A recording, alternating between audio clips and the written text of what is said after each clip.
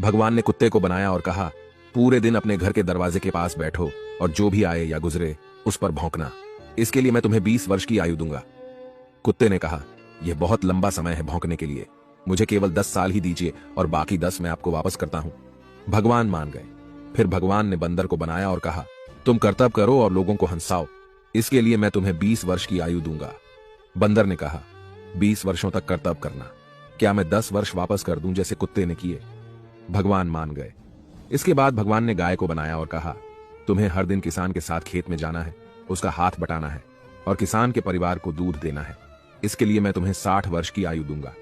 गाय ने कहा, 60 वर्षों के लिए यह कठिन जीवन है, मुझे 20 वर्ष ही दीजिए और बाकी 40 मैं आपको वापस करती हूं। और भगवान फिर मान गए। फिर भगवान ने मनुष्य को बनाया और कहा, खाओ, सो, खेलो, शादी करो और अपने जीवन का आनंद लो, इसके लिए मैं तुम्हें 20 वर्ष की आयु दूंगा। लेकिन मनुष्य ने कहा, केवल 20 वर्ष?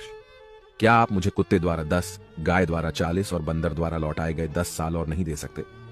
भगवान मान गए और कहा, ठीक है, मैं तुम्हें 80 वर्ष की आयु देता हूं। इसलिए हम पहले 20 वर्ष में खाते, सोते, खेलते और आनंद लेते हैं।